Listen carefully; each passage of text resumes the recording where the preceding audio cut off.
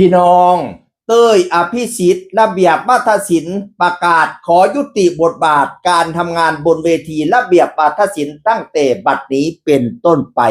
หลังจากปิดฤดูกาลวันที่21มิถุนายนอยู่ลานมุ่นมั่ง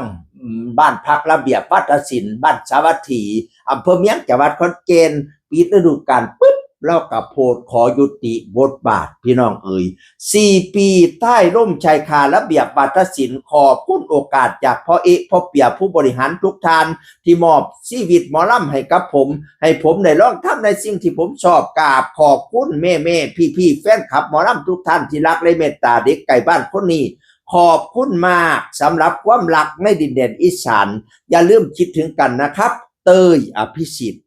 เป็นผู้ไก่บ้านขอบคุณมากจากดินแดนอีสานได้ยินว่าเป็นคนสุราษฎร์ธานีแม่นบอกพี่น้องโอ้แสดงว่าหากได้ศิลปะวัฒนธรรมอีสานหลายเติบเนาะจากบ้าน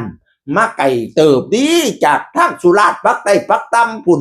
มาอยู่กับระเบียบวัฒนศิลป์โอ้ยเอฟซีเล่ากะหลายพี่น้องแม่นว่ามาจากต่างแดนเอฟซีอีสานบ้านเฮาหากเราห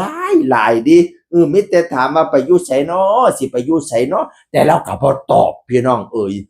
ก็ติดตามมาแล้วสิไปอยู่ไสแล้วก็ไปกราบลาพ่อเปียกราบลาพ่อเอตอนกราบลาพ่อเอเนาะโอ้ยแล้วก็ปาดน้ำตา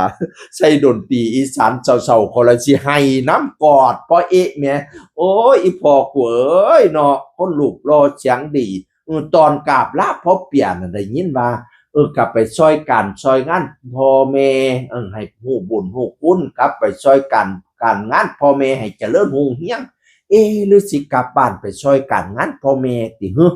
เพราะว่าพ่อเปียว่าจังซี่แต่ก็บ่ได้เว้าหลายแล้วเอาคลิปให้เบิ่งสั้นๆแล้วก็ถ่ายภาพเพื่อเก็บเป็นความทรงจำดีๆ4 ปีกับระเบียบวัฒนศิลป์พะนะว่าโอ้ยสิไปอยู่ทางใดไก่หุ่งเฮียงเหลียงเหลี่ยมให้เจริญเด้อขอบบุญขอบคุณหลายๆมาเติมสีสันให้วัฒนธรรมอีสานบ้านเฮามาเติมสีสันให้หมอลำเสียงแค้นเสียงพิณอีสานบ้านเฮา